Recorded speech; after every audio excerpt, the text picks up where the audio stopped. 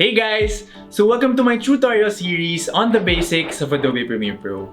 So in this episode, I'll be talking about organizing your files through folders, color coding, and nesting. And we're starting right now. Game! Isa sa mga simple na bagay na pwede mong gawin para maging mas organized yung files mo dito sa Adobe Premiere Pro is to create folders dito sa project window mo. So, minsan kasi sobrang daming files and syempre pag sobrang daming files, ma-overwhelm ka and minsan mahihirapan ka kung saan siya hahanapin. So, here's a sample of how I organize my files.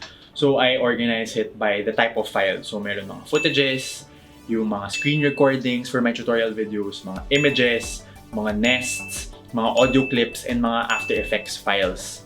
So, to create a folder here, or yung tawag dito is bin, you just right-click on the project window and click New Bin.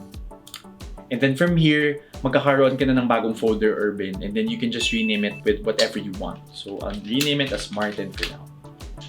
And then from there, you can just place files within the folder para organized siya. And if you want to be more organized, you can also color code the bins. Just right-click a bin, go to label, and click one of the colors here. So, as you can see, nag-change na yung color niya to cerulean. Para lang mas madali ko makita yung mga pinaka-important files na kailangan kong tingnan. Now, let's move on to organizing your files in your timeline.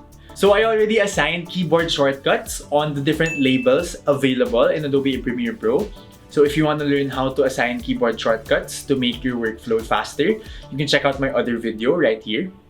So basically, I assigned the labels in Adobe Premiere Pro dito sa 5 to the plus key in my keyboard. So it's easy for me to label all of the footages that I have.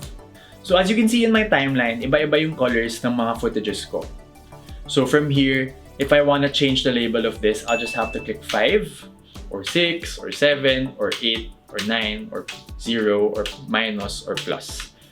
Nesting is also another way that we can organize files inside your timeline.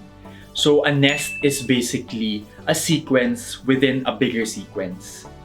So as you can see from our timeline, meron tayong nest right now. And if you scrub through it, makikita mong nagpa-play yung video. It looks like it's only one file, but actually, if you double-click it, mapupunta tayo sa loob ng nest, sa loob ng nested sequence. And makikita mo may multiple files like videos and audio na nagpa-play dito sa loob ng nest.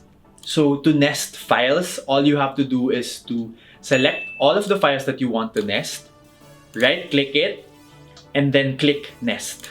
And then you just have to label the nest that you created.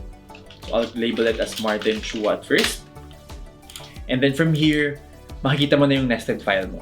So this nested file acts as if it's one file. So if nag-apply ka ng effects dito, ma-apply siya basically dito sa buong nest. So lahat ng mga files sa loob, ma-applyan din ng effects. So nests are useful if you want to make your timeline less messy and if you want to group the effects into all of the files within the nest. And that's it for this episode. So I hope natulungan kayo ng video na to para ma-organize nyo yung files nyo sa Adobe Premiere Pro. And if it did, I hope you guys can give me a like, a subscribe, and a comment down below. It will really help me out a lot. And if you want to learn more about the basics of Adobe Premiere Pro, you can check out my other tutorials right here. See you there!